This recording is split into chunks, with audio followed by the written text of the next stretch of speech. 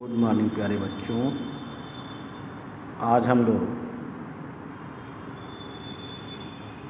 तीसरे लेशन में वैद्युत क्षेत्र में वैद्युत द्विध्रुव की स्थितिज ऊर्जा की गणना करेंगे। जैसा कि स्थितिज ऊर्जा के लिए हम वैद्युत द्विध्रुव को अनंत से वैद्युत क्षेत्र के भीतर किसी बिंदु पर ला रहे हैं। वैद्युत द्विध्रुव को अनंत से बस वैद्युत क्षेत्र में लाने के लिए जो वैद्युत द्विध्रुव आघूर्ण की जो दिशा है वह हमेशा अनंत की ओर होनी चाहिए, अर्थात वैद्युत द्विध्रुव का -q आवेश जो है आगे की ओर तथा +q आवेश पीछे की ओर। वैद्युत क्षेत्र में किसी वैद्युत द्विध्रुव की स्थितिज ऊर्जा उस कार्य के बराबर होती है जो कि वैद्युत द्विध्रुव को अनंत से क्षेत्र के भीतर लाने में करना पड़ता है। यानी वैद्युत द्विध्रुव को अनंत से वैद्युत क्षेत्र में लाने में किया गया कार्य ही उस द्विध्रुव की स्थितिज ऊर्जा कहलाती है।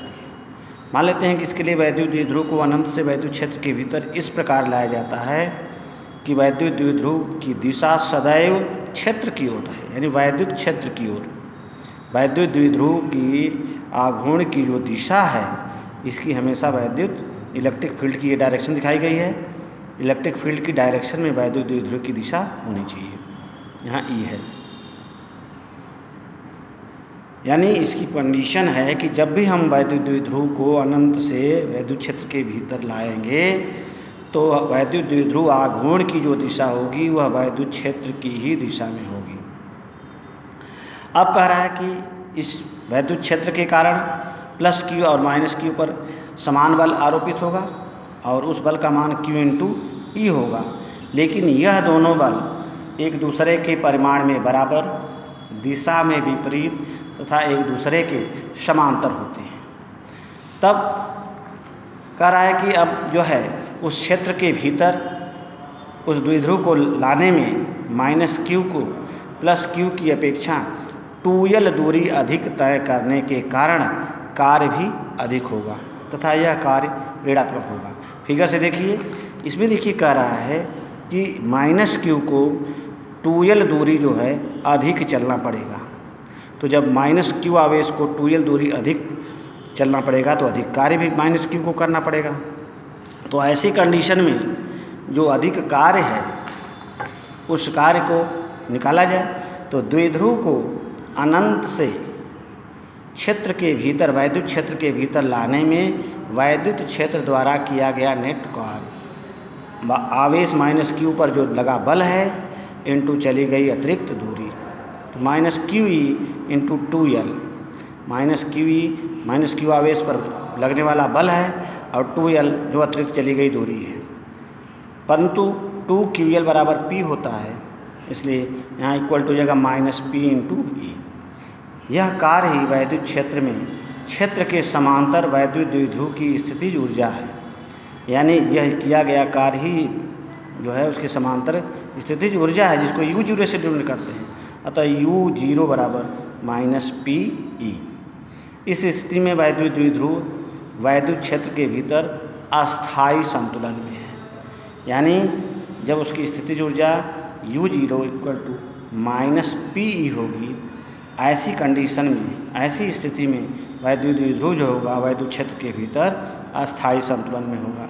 यदि द्विध्रुव को क्षेत्र के भीतर थीटा कोण घुमाए तो किया गया कार्य कल हम लोग जूम में पढ़े थे कि W = PE1 - cos थीटा। यह किसी द्विध्रुव को किसी वैद्युत क्षेत्र के भीतर थीटा कोण घुमाने में किया गया कार्य है।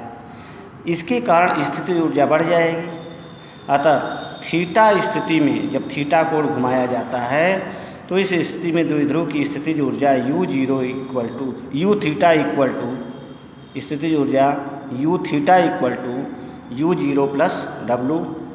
यानी जब थीटा कोण घुमाया जा रहा है तो थीटा कोण की स्थिति में द्विध्रुव की स्थितिज ऊर्जा U theta equal to U zero plus W, U zero का मान माइनस पी और प्लस डब्लू का मान P one minus cos theta. इस प्रकार यू थीटा बराबर आ गया minus P E cos theta. यह वैद्युत द्विध्रुव की स्थितिज ऊर्जा का व्यापक समीकरण है।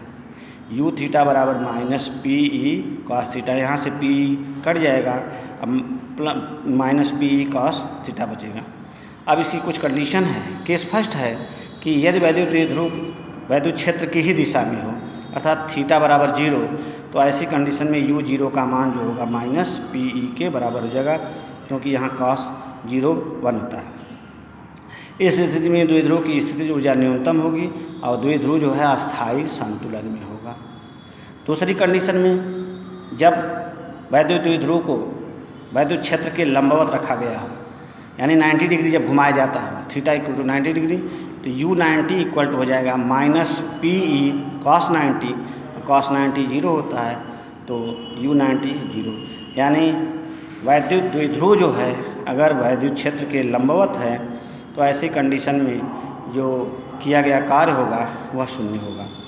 वैद्युत द्विध्रुव पर किया गया नेट कार्य शून्य होगा और इस कारण वैद्युत द्विध्रुव की स्थितिज ऊर्जा शून्य होगी।